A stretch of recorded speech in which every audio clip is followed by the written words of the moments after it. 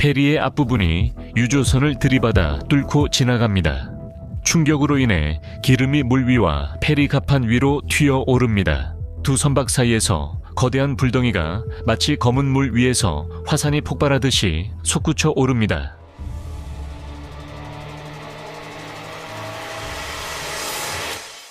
(1967년) 영국 버커네드의 캐멀 레어드는 자동차와 승객을 실을 수 있는 페리인 코닝인 율리아나, 즉 퀸 율리아나호를 건조했습니다. 네덜란드 회사가 이 배를 호리치와 훅 오브 홀랜드 사이를 오가는 노선에 사용했습니다. 이 페리는 길이 131m, 폭 20.5m였습니다. 이 배의 무게는 6,682톤이었고 최고 속도는 21노트에 달했습니다. 1985년 9월 이 페리는 프랑스, 이탈리아 그리고 그 주변 섬들 사이를 오가는 노선을 운영하던 이탈리아의 나바르마 라인에 매각되었습니다. 나바르마 라인은 이후 이름을 모비 라인으로 변경했고 이 페리는 모비 프린스라는 이름으로 알려지게 되었습니다. 이 배는 새로운 보금자리인 이탈리아의 리보르노 항으로 옮겨졌고 리보르노와 올비아를 오가는 정기 노선에 투입되었습니다. 유조선 아지프 아브루초는 1976년에 트리에스테의 이탈 칸티에리에서 건조되었습니다. 이 배는 길이 330m, 폭 50m가 조금 넘었으며 25만 3천 톤의 석유를 실을 수 있었고 16노트의 속도로 항해했습니다.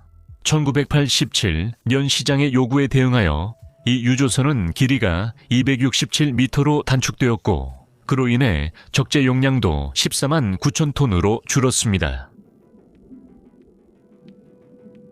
1991년 4월 9일 아지프 아브루초가 이집트에서 보르노에 도착합니다.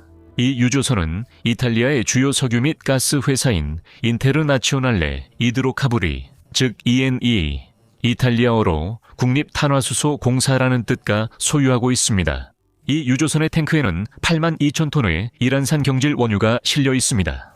리보르노 항구는 영어로 레그혼이라고 불리며 토스카나의 주요 항구이자 이탈리아에서 여객과 화물 모두를 위한 가장 중요한 항구 중 하나입니다. 이 항구의 주요 구역은 플로렌스 분지라고 불립니다. 3개의 방파제가 입구를 보호하고 있으며 그중 베글리아 방파제가 남쪽 입구를 지키고 있습니다. 커빌리니어 방파제와 디가 델라 멜로리아는 서쪽에 하나의 긴 방파제를 형성하고 있으며 디가 델 마조카는 북서쪽에 위치해 있습니다. 선박들은 커빌리니어 방파제, 남단과 베글리아 방파제, 서단 사이의 남쪽 입구를 통해 들어오고 나갑니다. 이 수로는 약 190m, 너비의 15m 깊이입니다. 플로렌스 분지 출구와 남쪽 입구 사이에는 리보르노의 해상 경고탑이 서 있습니다. 이 탑은 선박과 터미널, 항만 운영자를 연결하는 탁월한 전망을 자랑합니다. 이곳에서는 선박의 입출항 시간을 기록하고 항만 내의 움직임을 감시하며 기상 상태를 모니터링하고 선박 교통의 정보를 제공합니다. 4월 10일 24시간 정박을 마친 모비 프린스호는 정기 7시간 항해를 준비하며 리보르노 항을 출발해 사르데냐의 올비아로 향합니다. 날씨는 맑았고 75명의 승객 이 페리에 66명 승무원과 함께 탑승했습니다. 이는 선박의 정원인 1200명에 훨씬 못 미치는 숫자였습니다. 오후 9시 55분 출항 직전 항만 도선사가 모비 프린스호에 승선합니다. 모비 프린스호의 선장 우고, 채사 우고 채사는 정확하고 전문적인 것으로 잘 알려진 베테랑 선장입니다. 그는 선박을 항구 밖으로 안내할 도선색의 조종권을 넘깁니다. 항만 도선사는 현지 해역, 조류, 해저 지형을 잘 알기 때문에 항상 페리와 같은 선박을 항구 안팎으로 안내합니다. 오후 10시 3분 페리에 계류줄이 풀리고 선박은 항구를 빠져나가기 위해 조종을 시작합니다. 항구 입구를 나서면서 들어오는 다른 선박과 스쳐 지나갑니다. 해상 경고탑에서는 두 교차 선박 간에 무선 통신을 주시하고 모니터링하여 모든 일이 안전하게 이루어지도록 합니다. 페리는 남쪽으로 향해 베글리아댐과 커빌리니어댐 사이의 수로로 나아갑니다. 베글리댐 남쪽 항구 입구 근처에 항만 외곽에는 여러 척의 선박이 정박해 있습니다. 그 중에는 ENI 소유의 2척의 유조선 아지프 나폴레와 아지프 아브루초가 있습니다. 또한 이 지역에는 인근 캠프 더비에서 온 5척의 미국 상선 중 2척인 갤런트2와 케이프 브레튼도 정박해 있습니다. 캠프 더비는 미군 남유럽 임무군의 걸프전 작전을 지원하는 주요 보급기지 역할을 하는 미국 군사복합 단지입니다. 아집 아브루초, 이 내척 중 마지막 선박은 베글리에서 약 2.7마일 떨어진 곳에 정박해 있습니다. 이 선박은 원뿔 모양의 경계선으로 표시된 금지 구역 안에 위치해 있습니다. 이 지역은 해저에 해저 케이블이 지나가기 때문에 선박이 닻을 내리면 케이블이 손상될 수 있어 닻을 내릴 수 없는 구역입니다. 이 원뿔은 또한 입출항 선박의 통로를 표시하여 항로와 닻을 내리는 구역을 구분해 줍니다. 모비 프린스의 갑판에서는 선장과 도선사를 포함한 페리의 승무원들이 정박해 있는 모든 선박의 불빛을 볼 수 있습니다. 모비 프린스의 모든 조종 장치는 수동 모드로 설정되어 있으며 자격을 갖추고 경험이 풍부한 승무원들이 조작합니다. 장교들은 각자의 위치에서 레이더와 무정의 장비를 조작하고 있으며 채사 선장이 조타실에서 그들을 지켜보고 있습니다. 조종사는 항만사무소가 지휘부에 무전을 보내는 것을 듣습니다. 진로 195, 즉 올비아로 가는 항로입니다. 페리가 베글리아댐을 지나갈 때 조종사는 조타실을 떠나 배에서 내려 모비 프린스 옆에 대기 중인 도선선으로 옮깁니다. 방파제를 지나면 페리는 항만 수역을 벗어나 항구 수역으로 들어갑니다. 항구를 나서면 승무원들은 올비아로 가는 항로를 잘 알고 있습니다. 보통 220도 방향으로 항해하다가 이후 항로를 바로잡기 위해 점차 191도로 조정합니다. 페리는 이 지역에서 일반적인 속도인 18노트까지 속도를 높입니다. 항구 출구 근처에서요. 도선선에 타고 있는 도선사는 페리가 계획된 항로를 따라 계속 항해하는 모습을 지켜봅니다. 이 이야기는 원래의 사고조사 보고서와 30년 후에 작성된 두 번째 보고서를 바탕으로 재구성된 것입니다. 이것은 두 번의 조사에서 수집된 증거를 바탕으로 한 저의 해석입니다. 모비 프린스 회에서 무슨 일이 있었는지 정확히 알 수 없습니다. 단 한 명 빼고 모두 사망했기 때문입니다. 맑고 평온한 저녁입니다. 안개도 없고 항구에는 시야가 매우 좋으며 바다도 잔잔합니다. 베글리아이 댐 남동쪽 테라차 마스카니 근처에 있는 이탈리아 해군 사관학교에 두 사람이 높은 지점에서 페리가 항구를 떠나는 모습을 지켜봤습니다. 그들은 아지프 아브루초에서 이상한 일을 발견했습니다. 유조선이 희끄무레한 구름이나 증기에 휩싸여 있었습니다. 하지만 그들은 별일 아니라고 생각하고 다시 사관학교 안으로 들어갔습니다. 사실 또 다른 선박이 있었고 유조선은 더 작은 선박, 아마도 바지선과 함께 불법 야간 급유 작업을 하고 있었습니다. 하지만 아무도 그 선박을 확인하지 못했습니다. 아지프 아브루초 호위 6번 탱크가 열려있고 옆에는 호스가 매달려 있습니다. 6번 탱크의 화물은 산소가 8% 섞인 연료 혼합물로 폭발 범위에 위험할 정도로 가까운 상태입니다. 유조선은 불을 끈 채 남쪽을 향하고 있거나 일시적인 정전이 발생한 것 같습니다. 그리고 희뿌연 수증기 구름이 유조선을 덮고 있어서 모비 프린스가 유조선을 시야에서 놓쳤을 가능성이 있습니다. 오후 10시 25분 세 번째 선박이 갑자기 모비 프린스의 항로에 나타납니다. 여객선은 정체불명의 선박과 충돌을 피하기 위해 급격히 좌회전하지만 그것이 치명적인 실수가 되고 맙니다. 모비 프린스는 아집 아브루초의 오른쪽 측면을 70도 각도로 들이받습니다. 여객선의 선수는 유조선의 7번 탱크를 들이받아 관통하는데 이 탱크는 보통 오염된 빌지수나 세척수, 슬롭을 저장하는 데 사용됩니다. 이번 항해에는 그 탱크에 경질 원유가 가득합니다. 충격으로 인해 유조선의 탱크가 찢어지면서 내부에 있던 기름이 주변 바다와 여객선 갑판 위로 쏟아집니다.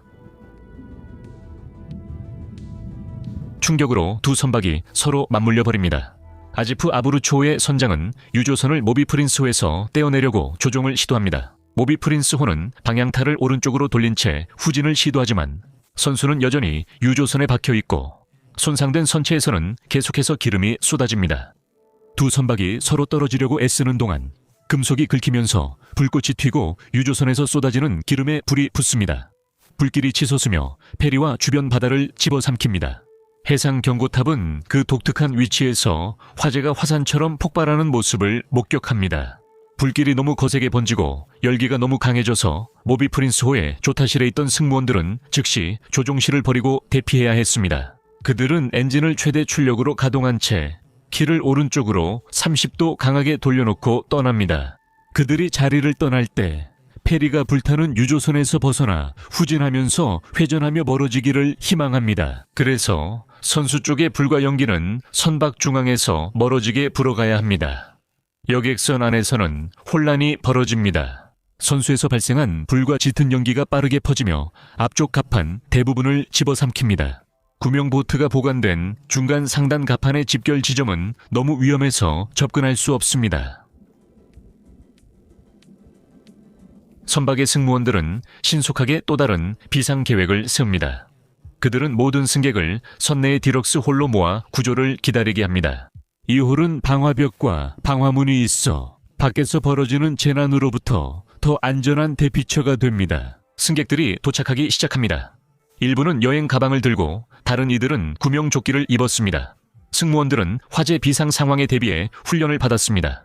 일부는 비상 절차 안내서를 주머니에 넣고 있습니다. 그들은 홀 주변에 소화기를 배치해 만약 화재가 발생할 경우에 대비합니다.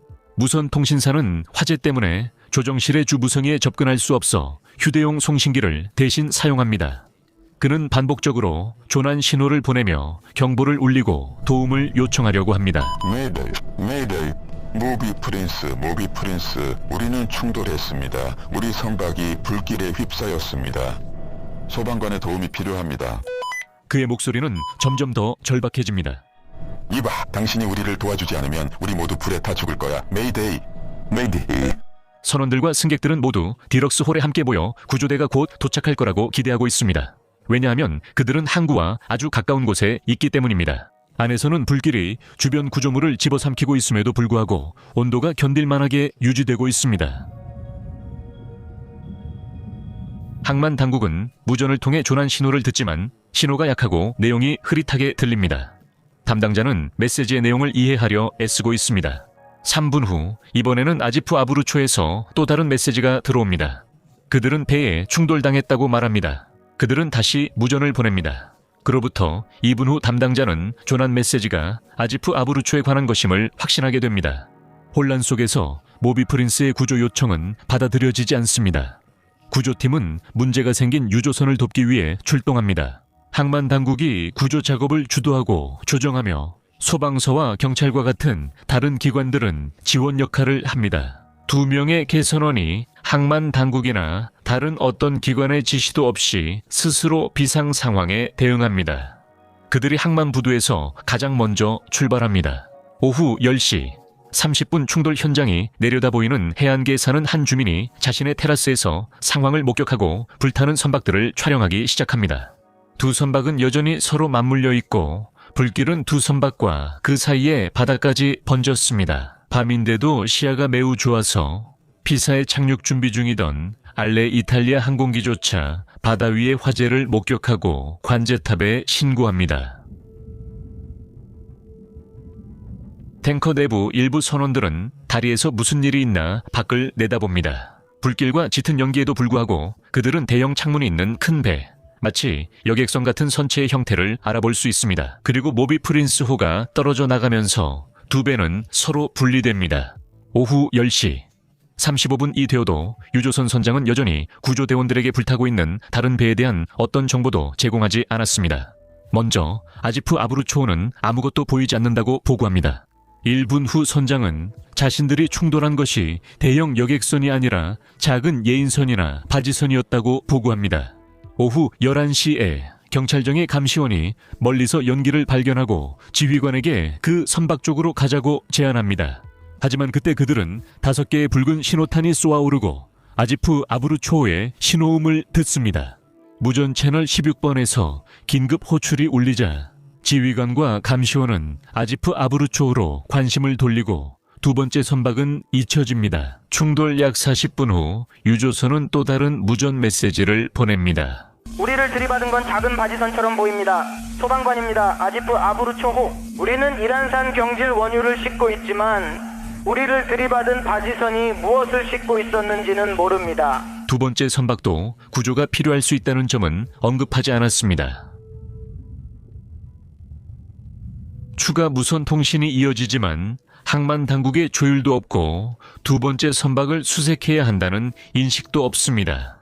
연기가 점점 더 짙어지고 퍼지면서 파도가 불타는 기름과 두꺼운 연기의 벽을 항구 입구 쪽으로 밀어냅니다.